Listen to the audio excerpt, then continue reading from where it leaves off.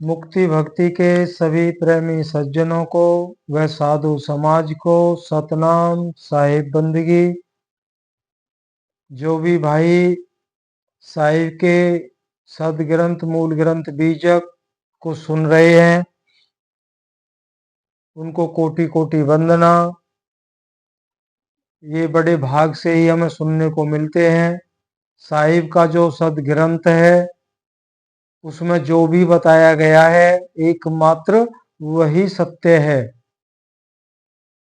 बाकी तो वाद विवाद का विषय है, कुछ भी सार तत्व नहीं निकलने वाला है।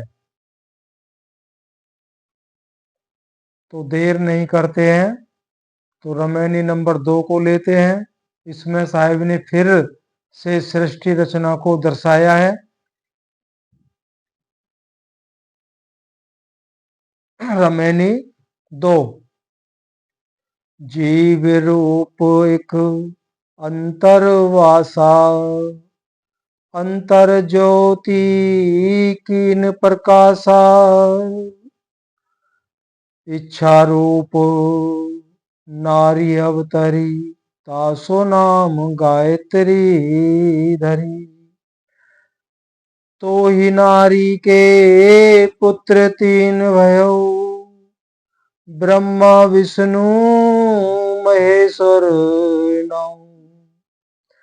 फिर ब्रह्मो पूछल में तारी, को तोर पुरुष के करी तुम नारी। तुम हम तुम और न कोई, तुम ही से पुरुष हम ही तोरी जोई। ये शब्द है साखी में कहा गया है।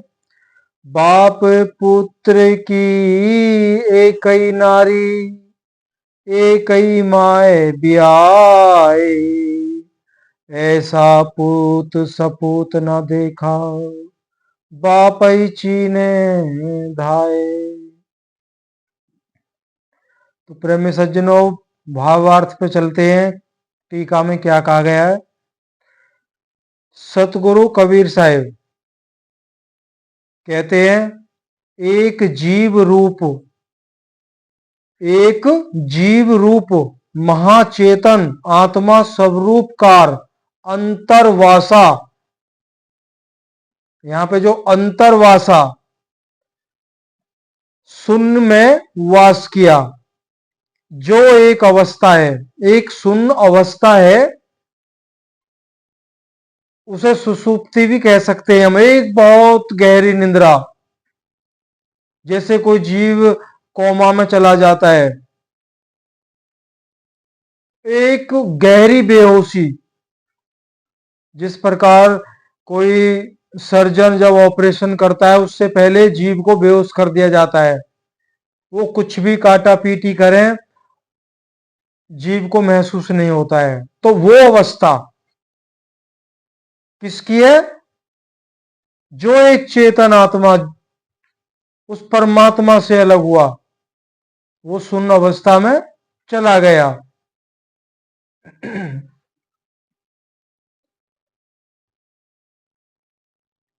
अंतर ज्योति कीन प्रकाशा, और उसने शून्य के अंतर्गत ओंकार, जब वो जागृत अवस्था में आया फिर क्या किया, उसने शून्य के अंतर्गत अंतर ज्योति कीन प्रकाशा, अपने शून्य के अंतर्गत ओंकार संयुक्त ज्योति को माना प्रकाश को प्रकट किया चेतन आत्मा ने। इच्छा रूप नारी अवतरी, उस ओंकार ज्योति स्वरूप ब्रह्म निरंजन की इच्छा शक्ति के रूप में एक नारी महामाया आदि शक्ति उत्पन्न हुई और उसका नाम गायत्री रखा गया। तो प्रेमी भाइयों थोड़े समझते जाना, इस रामायणी को पूरा लेंगे इसी वीडियो के अंदर। तो उस नारी का नाम आदि शक्ति आज्ञा महामाया रखा गया और उसका नाम गायत्री रखा गया। उस नारी महामाया आज्ञा शक्ति के 3 पुत्र उत्पन्न हुए। वही तीन पुत्र ब्रह्मा विष्णु महेश नाम से संसार में प्रसिद्ध हुए। सतगुरु कबीर साहिब कहते हैं कि आदि सृष्टि के सर्वप्रथम महाचेतन सतपुरुष परमात्मा से ही सर्वोपरि जो विद्यमान था और उसी के साथ नीचे अनंत असंख्य चेतनात्माओं का परस्पर में मिला हुआ महान समुदाय ही संबंध किए हुए विद्यमान था। सृष्टि के आदि में वही एक परमात्मा वो और उससे नीचे असंख्य सर्वत्र आत्माओं का एक समूह संबंधित था और कुछ नहीं था।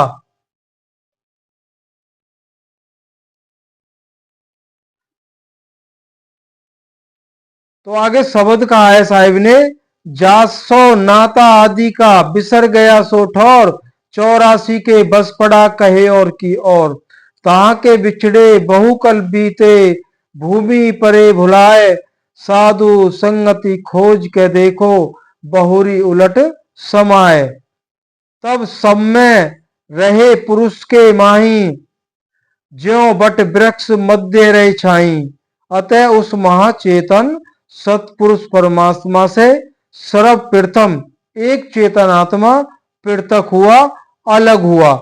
स्वयं सिद्ध चेतन आत्मा प्रथमे स्वयं इच्छा से पांचों शब्द उचारा, सोहं रारंकार निरंजन शक्ति और ओंकारा।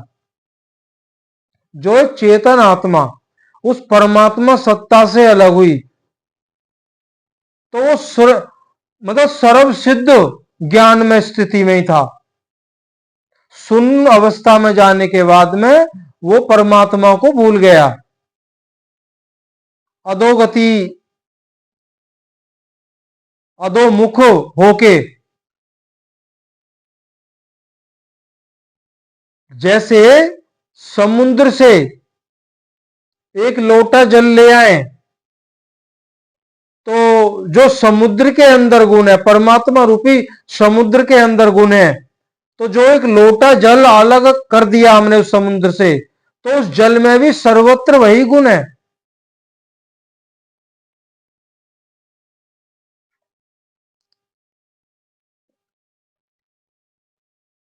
अब उस एक चेतन आत्मा से ही समस्त संसार का ये विस्तार खड़ा हुआ है। वो सर्वशक्तिमान है। जैसे परमात्मा सर्वशक्तिमान है वैसे भी वही चेतन आत्मा, वो ज्ञान में दृष्टि है उसकी, बस केवल इतना भूला है अहम ब्रह्मास्मि, ये उसी ने उच्चारा है। जब उसने अपने सिवाय कुछ जब वो जागृत अवस्था में आया अपने सिवाय कुछ देखा ही नहीं उसने, तब उसने कहा अहम ब्रह्मास्मि, मैं ही ब्रह्म हूं, मेरे सिवा कुछ है ही नहीं।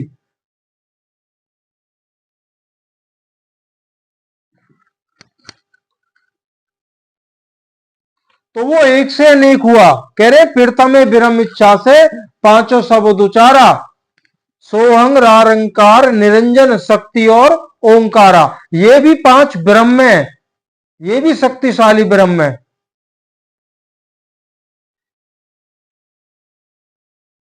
तो इन पांचों को प्रकट करने वाला स्वयं सिद्ध चेतन आत्मा इसके सातवें स्थान में ब्रह्म निरंजन है। पांच ब्रह्म ये हो गए, छठी आज्ञा शक्ति होगी और सातवां वो स्वयं सिद्ध चेतन आत्मा हो गया। उससे परे परमात्मा की अवस्था है। सर्वप्रथम एक चेतन आत्मा हुआ, उसी चेतन आत्मा स्वरूप का अपने चेतन स्वरूप के नीचे शून्य जड़ प्रकृति मंडल सीमा के अंतर्गत स्थित हुआ। तत्पश्चात वह प्रथम शून्यवत सुसुप्ति की स्थिति को प्राप्त हुआ था। अतएव उसी शून्यवत ज्ञान के प्रकाश सुसुप्त निर्विकल्प स्थिति को निर्विशेष निर्विशेष शुद्ध चेतन ब्रह्म तुर्यातीत इत्यादि नामों से वेदांत आदि ग्रंथों में भी वर्णन किया गया है। ये वेदांत आदि ग्रंथों में भी वर्णन है। कुछ महापुरुष कहते हैं परमात्मा या सतगुरु कबीर साहब के द्वारा सृष्टि रची है, ऐसा नहीं है। तत्पश्चात उस स्थिति से उसका लक्ष्य चेतन ज्ञान शक्ति स्वरूप सुरत जागृत हुई, तब उससे सूक्ष्म स्फुरन रूप में एकोहम अर्थात एक मैं ही हूं, इस अहंकार के रूप में संकल्प रूप प्रथम मन उत्पन्न हुआ। संकल्प रूप के रूप में मन उत्पन्न हुआ, जिसको ब्रह्मांडी मन कहते हैं। जो इच्छा की वही प्रकट हो जाता है। एक हमारा मन है, हमारा पूरा जीवन निकल जाता है किसी चीज को प्राप्त करने के लिए, तो नहीं हो पाती है। चेतन मन, अवचेतन मन, ब्रह्मांडी मन, अलग अलग अवस्थाएं। तो ब्रह्मांडी मन के द्वारा ही सृष्टि की रचना हुई है और सृष्टि का प्रलय भी इसी मन से होता है।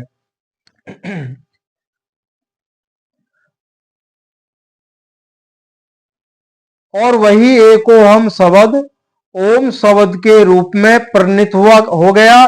तदंतर इसके बाद उस चेतनात्मा ने शून्य के अंतर्गत ओम शब्द के संयुक्त ज्योति अर्थात प्रकाश प्रकट किया। वही चेतनात्मा शब्द संयुक्त उस ज्योतिर्मय प्रकाश को अपना रूप स्वीकार कर उसका अभिमानी ब्रह्म ईश्वर निरंजन आदि संज्ञा को प्राप्त हुआ। तत्पश्चात वही चेतनात्मा निरंजन एकोहम बहुश्यामय इति अर्थार्थ में एक से बहुधा रूप हो जाऊं। मान लो एकोहम बहुश्यामी, मैं एक से अनेक हो जाऊं। उसने इच्छा की मैं सृष्टि उत्पन्न करूं, इस प्रकार उस सृष्टि रचना करने की इच्छा शक्ति उत्पन्न हुई और उस इच्छा शक्ति के रूप से एक महामाया नारी अवतरित हुई। पहले तो इच्छा शक्ति उत्पन्न हुई, उस इच्छा शक्ति से एक नारी महामाया उत्पन्न हुई।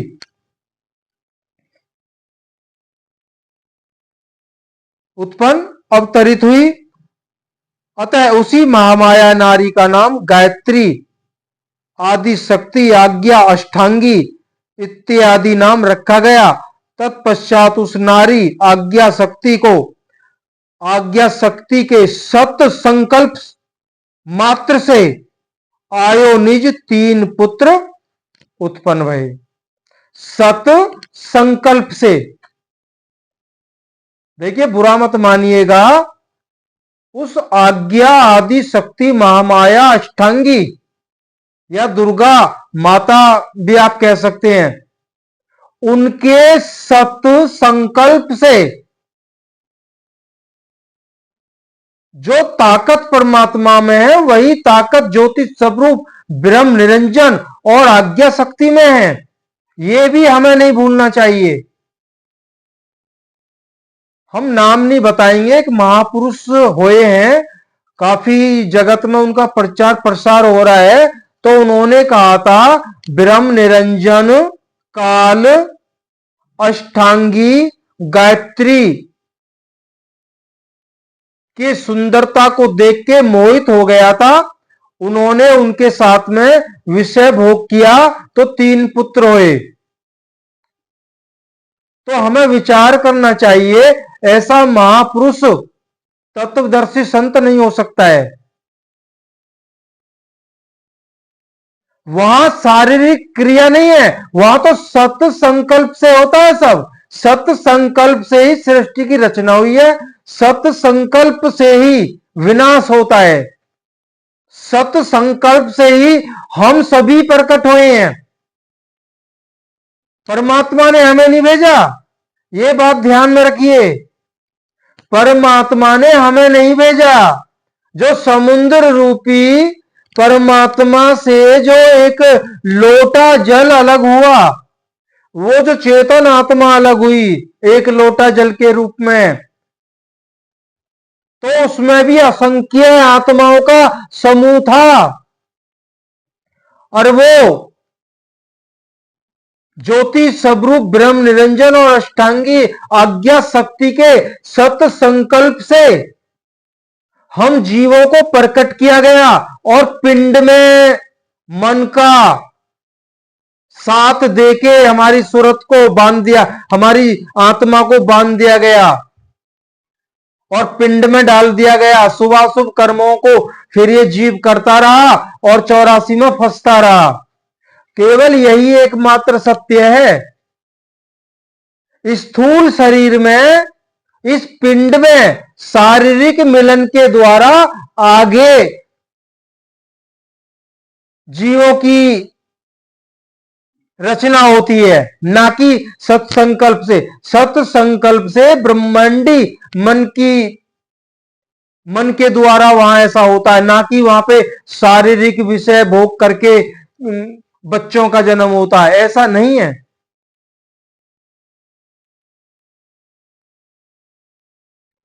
फिर भी हम मानने को तैयार नहीं है।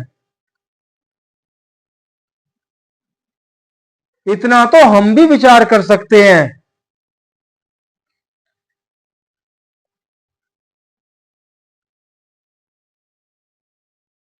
और एक जगह नहीं है, बहुत बीजक में, बहुत रामायणियों में साहिब ने इस जो भी किसी वाक्य का सार आता है तो उसके द्वारा इस वाक्य मतलब कि इनकी रचना के द्वारा भी समझाया जाता है। बहुत जगह आया है।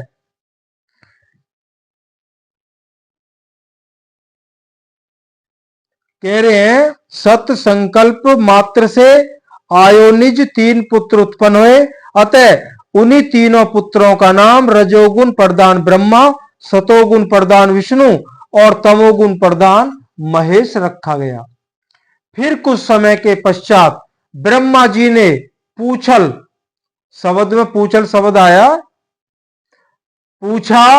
कुछ समय व्यतीत होने पर अर्थात युवा तरुण अवस्था होने पर विष्णु और शिव के सहित ब्रह्मा जी ने जब इस संसार को देखा तब विचार किया कि इस जगत का रचयिता सृष्टिकर्ता कौन है तथा हमारी भी उत्पत्ति करता पिता कौन है।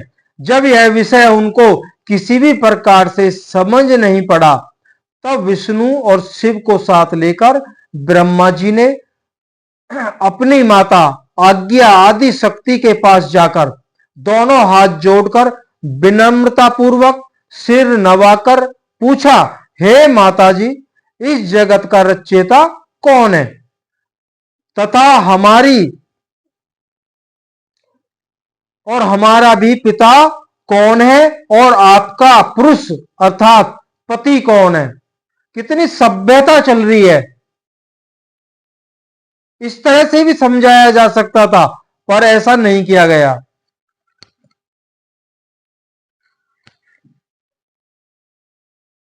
अब कह रहे हैं हमारा पिता कौन है और आपका पति कौन है। भाई आप हमारी माता हैं तो आपका पति कौन है और हमारा पिता कौन है।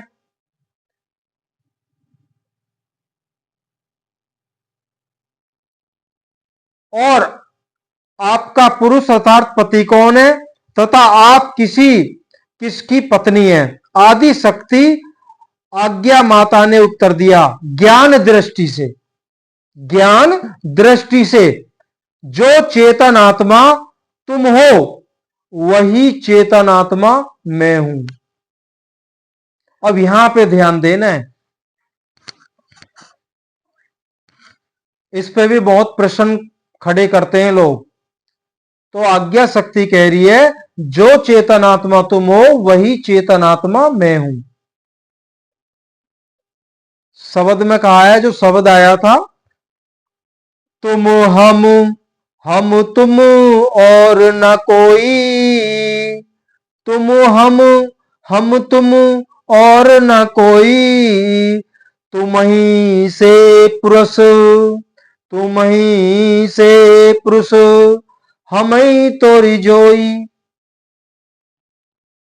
देखो ये ज्ञान में दृष्टि से कहा है, और हम अज्ञानी तो कुछ और ही मतलब निकाल लेते हैं, तनिक भी हमें डर नहीं लगता है।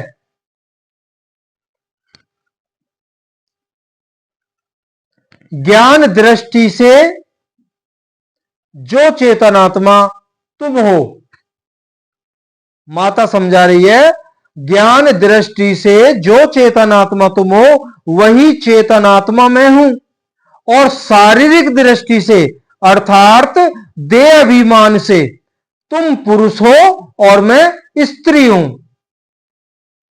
जो पुरुष और स्त्री की नजर से देखता है, कौन देखता है? हम संसारी लोग देखते हैं। कह रहे ये एक अभिमान अज्ञान दृष्टि है, ज्ञान में दृष्टि नहीं है। तभी तो हमने कई सत्संगों में कहा है, जो संत स्त्री और पुरुष का भेद रखता है वो आत्मज्ञानी नहीं हो सकता है। ये बिल्कुल सत्य है और एक कड़वा सत्य है। स्त्री और पुरुष उस आत्मज्ञानी के सामने जब खड़े होंगे, वो दोनों में एक ही आत्मा को देखता है, एक ही स्वरूप को देखता है। शरीर से भिन्न है, शरीर तो दो पिंजड़े हैं, एक नर और एक मादा। इनमें जो वास करता है जीव आत्मा, वो स्वरूप से एक ही है। यही है आत्मज्ञान। जो इसका परिचय है, जिसको हो गया है, उससे बड़ा इस संसार में कोई ज्ञानी नहीं, आत्मज्ञानी नहीं।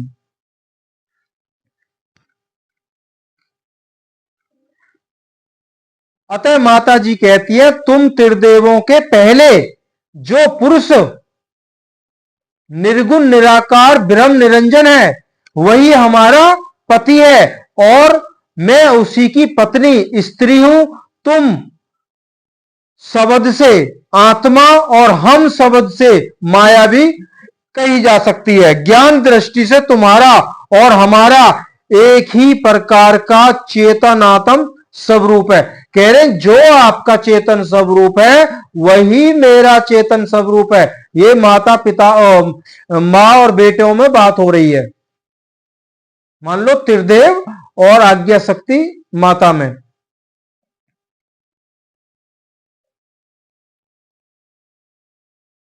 क्योंकि चेतन आत्मा जाति एक ही है, विशेष इसके पृथक जिस चेतन आत्मा की इच्छा द्वारा तुम तीनों ब्रह्मा विष्णु और महेश प्रकट हुए हो, उसी प्रकार हम तीनों सरस्वती लक्ष्मी और पार्वती भी प्रकट हुई हैं।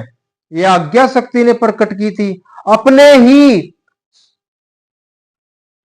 सुंदर 3 कन्याओं को प्रकट किया था। पीछे आगे भी वर्णन आएगा, रमेनी नंबर 27 में इसका बहुत अच्छे से वर्णन किया गया है। उसी प्रकार हम तीनों सरस्वती लक्ष्मी और पार्वती भी प्रकट हुई हैं। अतः हम में और तुम में आत्म स्वरूप से कोई भी भेद नहीं है। अतः जो हम हैं वही तुम हो, और जो तुम हो वही हम हैं। हम और तुम के अतिरिक्त अन्य कोई नहीं। और ये सत्य है। समस्त ब्रह्मांड, समस्त प्रकृति मंडल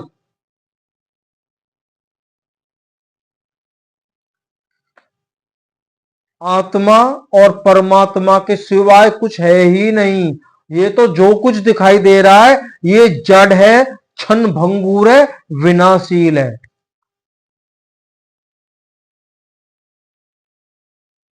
अनंत 2 ही वस्तुएं, आत्मा और परमात्मा। और दोनों का मिल, अगर वो बिछड़ गई है आत्मा, तो मिलन क्या होगा? अनंत अनंत से मिल सकता है, और कोई रास्ता नहीं है। जिसका अस्तित्व ही नहीं है उसकी भक्ति करने से अनंत नहीं मिल सकता। अनंत अनंत से मिलेगा। हमें अनंत को जानना है। बने रहिए, थोड़ा सा और है।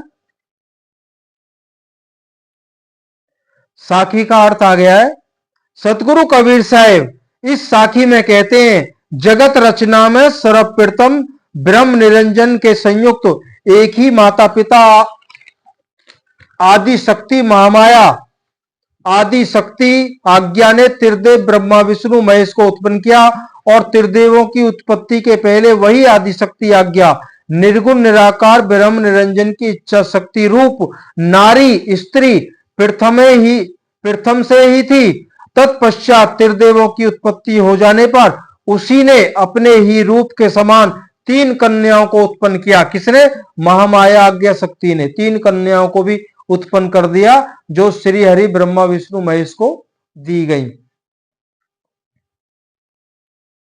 और तीनों पुत्रों को प्रदान कर दिया। और वही माता आज्ञा शक्ति उन तीनों पुत्रों को वह आदेश करती है कि ऐसा सपूत देखने में नहीं आता जो योग साधन द्वारा ध्यान करके ब्रह्मांड शून्य मंडल में जोड़कर ओम शब्द संयुक्त ज्योति स्वरूप पिता निर्गुण निराकार ब्रह्म निरंजन का परिचय करके पहचान ले कि यही हमारा पिता समस्त सृष्टि का सृजनकर्ता रचयिता है।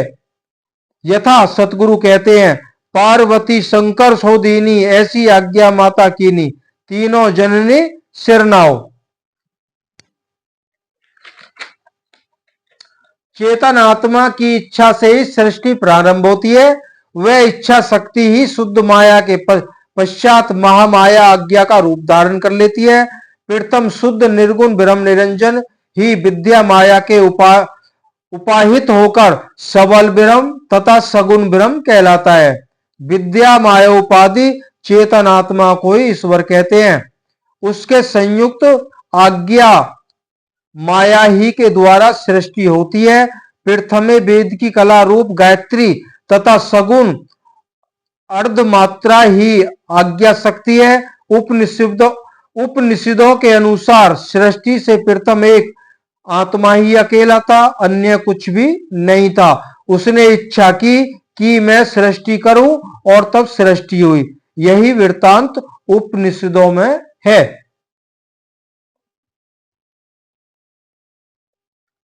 और यही आत्मा निरंजन है। इसी से जगत की रचना हुई। सर्वप्रथम इच्छा उत्पन्न हुई। उस इच्छा रूप नारी के तीन पुत्र उत्पन्न हुए, ब्रह्मा विष्णु महेश। सृष्टि और स्थिति और संहार ये उनके कार्य हैं। अतः चेतन आत्मा का सर्वप्रथम लक्ष्य सुरति अधोमुख होने पर जड़ प्रकृति रूप शून्य से संबंध हुआ। तत्पश्चात उसके तीन शक्तियां उत्पन्न हुई, इच्छा, ज्ञान और क्रिया। चेतन आत्मा ने प्रथमे एकोहम तथा बहुश्यामी के रूप में मन तथा इच्छा शक्ति को उत्पन्न किया। इसके बाद ज्ञान और अंत को क्रिया को उत्पन्न किया। अतः चेतन आत्मा रूप निरंजन ने सृष्टि को उत्पन्न करने के लिए अपनी इच्छा शक्ति से आज्ञा शक्ति को उत्पन्न किया और उसके संयोग से त्रिदेवों को उत्पन्न किया। ज्यों ही ये त्रिदेव उत्पन्न हुए त्यों ही अंतर ध्यान होकर शून्य में स्थिति कर गए। कौन? ब्रह्म निरंजन। क्योंकि वह निरंजन और आज्ञा शक्ति दोनों ही दिव्य स्वरूप देह धारण करके प्रकट हुए थे। तो ज्योति स्वरूप ब्रह्म निरंजन त्रिदेव जैसे ही प्रकट हुए तो वो अंतर ध्यान हो गए और उन्होंने वचन दिया था, आज के बाद मेरा कोई दर्शन नहीं कर पाएगा। तो आज तक उनका कोई दर्शन नहीं कर पाया है। अगर दर्शन उनका किस रूप में मान्य किया गया? ज्योति स्वरूप में। अनंत शब्द, कुछ शब्द मंत्र आदि वहां पे प्रकट हुए थे। उस रूपों में उस ब्रह्म निरंजन ज्योति स्वरूप ब्रह्म निरंजन के दर्शन को स्वीकृत किया था, जो साकार रूप धारण कर दिव्य देह धारण करके जब प्रकट हुए थे। उस दिव्य देह धारण का शरीर का किसी ने दर्शन नहीं किया। तो आज इतना ही। तो आगे रामायणी नंबर 3 लेके आएंगे। सतनाम साहिब बंदगी।